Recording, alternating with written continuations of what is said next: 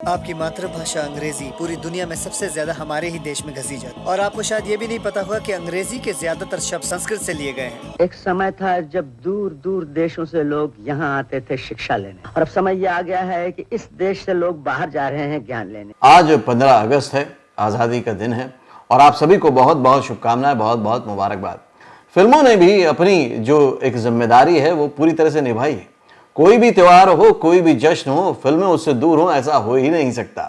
आज़ादी पर पैट्रियोटिक फिल्में बहुत सारी बनी हैं और उनमें बहुत सारी खास बातें हैं। यहाँ तक कि कह सकते हैं कि इस जनरेशन को बहुत सारी चीज़ें इन्हीं फिल्मों के द्वारा ही पता चलती है। वो क्या क्या खास बातें हैं बताऊंगा आज के फिल्मी फंडे में। आपका पाकिस्तान जिंदाबाद है, इसे हमें कोई इतराज नहीं, लेकिन हमारा हिंदुस्तान जिंदाबाद था, जिंदाबाद है और जिंदाबाद रहेगा। हेलो फ्रेंड्स, वेलकम टू फिल्मी फंडे, John films academy, the practical film school. मैं हूं आपका अपना वीरेंद्र राठौर और आप देख रहे हैं बॉलीवुड का Google, John films YouTube channel. आज 15 अगस्त है, आज़ादी का दिन है और आज़ादी हम सभी के लिए बहुत इंपॉर्टेंट होती है। और जो भी चीज़ आम जिंदगी में इंपॉर्टेंट होती है, फिल्में उससे अछूती नहीं रह जाती। फिल्में भी उस समाज में गुजरी हुई कुछ घटनाओं को आपके सामने लाती हैं और ज़्यादा प्रेरित करती है। शुरुआत में मनोज कुमार का नाम रखा गया भारत कुमार, क्योंकि उन्होंने देशभक्ति पर इतनी सारी फिल्में बनाई, इतने अलग अलग सब्जेक्ट बनाए कि लोग उनको भारत कुमार बोलने लग गए। ये बहुत बड़ी उपलब्धि है कि किसी और फील्ड में कहीं पर भी किसी को ये नाम नहीं मिला, लेकिन फिल्मों में जैसे ही किसी ने कंट्रीब्यूट किया उसको नाम मिला भारत कुमार। ये अपने आप में किसी अवार्ड से कम नहीं है, ये उपलब्धि बहुत बड़ी है। उन्होंने बहुत अलग तरह का सिनेमा बनाया, क्योंकि वो एक मेकर भी थे, हीरो भी थे। तो उन्होंने उपकार फिल्म बनाई और भी बहुत सारी फिल्में बनाई, क्रांति फिल्म बनाई, जिसमें कि कैरेक्टर जो होता था वो हिंदुस्तान की बात कहता था। कई बार वो जंग के मैदान में कहता था, कई बार वो समाज में कहता था। और ये भी सुन लो कि इन गाड़ियों में जो हमारे देश की अनमोल चीजें हैं ना, हम इन्हें इंग्लिस्तान नहीं जाने देंगे। उनके गानों का जो स्तर होता था वो बहुत अलग तरह का होता था, एकदम दिल को छू जाता था। आप अगर उपकार के गाने देखेंगे तो बिल्कुल अलग तरह के गाने थे। वहीं पर उनकी आप दूसरी फिल्में देखेंगे, भगत सिंह या बाकी फिल्में, वहां पर गाने बिल्कुल अलग थे।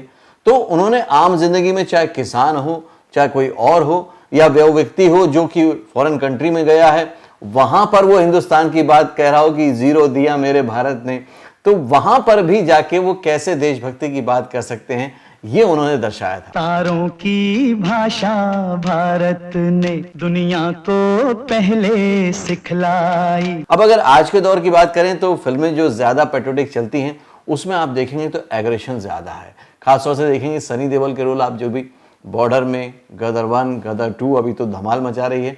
तो इसमें जो एक पैट्रियोटिज्म है वो थोड़ा सा एग्रेशन वाला है, एग्रेसिव है, क्योंकि आज का युवा भी इस तरह से ही सोचता है कि जो बदलना है उसको सज्जनता से नहीं बदला जा सकता, उसके लिए हमें कदम उठाना पड़ेगा। पैट्रियोटिक फिल्में और भी हैं, लेकिन अगर आप उनको देखेंगे तो सबके तौर तरीके अलग हैं। अगर हम बात करें बॉर्डर की, वो एक आर्मी फिल्म थी जिसमें कि ह्यूमन इमोशंस को भी दर्शाया गया था, एक आर्मी पर्सन के ह्यूमन इमोशंस को।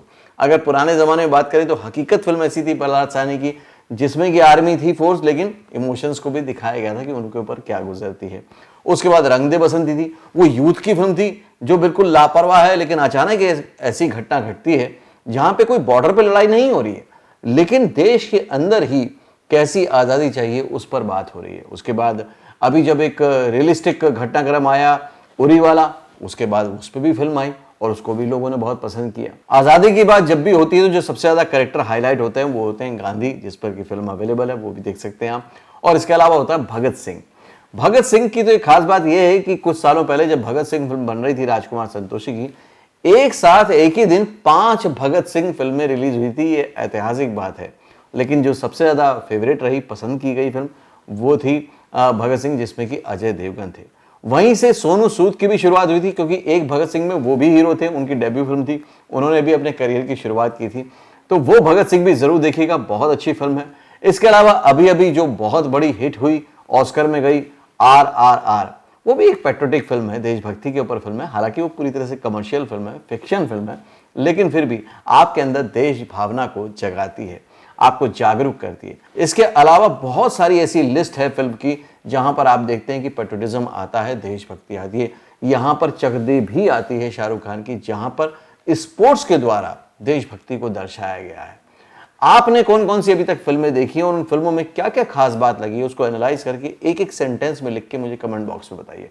ये बहुत जरूरी है कि अगर हम फिल्म इंडस्ट्री में आना चाहते हैं तो हम फिल्मों की भाषा को समझें, उसको सीखें, एक दूसरे के साथ बांटें।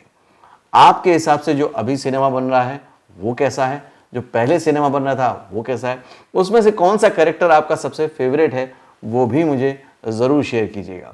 तुम्हारे मुल्क को तो बॉम्ब स्क्वाड बनाने पड़ते हैं, लेकिन हमारा हर फौजी अपनी हथेली पर तुम्हारी मौत लेकर घूमता है। ये सब फिल्में इसलिए बनती हैं कि आपके अंदर वो लापरवाही ना आ जाए, जो आम जनता है वो ये ना भूल जाए कि ये आज़ादी कितनी मुश्किलों से मिली थी। तो एंटरटेनमेंट के जरिए, कहानी के जरिए ये बात फिल्म वाले हमेशा आप तक पहुंचाते रहेंगे, बताते रहेंगे, जताते रहेंगे कि आज़ादी कितनी इंपॉर्टेंट है। आप सभी को एक बार फिर से बहुत बहुत शुभकामनाएं, बहुत बहुत मुबारकबाद। अगले वीडियो में फिर से मिलूंगा, तब तक के लिए देखते रहिए, सीखते रहिए, जमे रहिए। All the very best. Do you want to join films? Don't know how? Watch and subscribe now. Join Films YouTube channel for thousands of free video lessons on how to join films.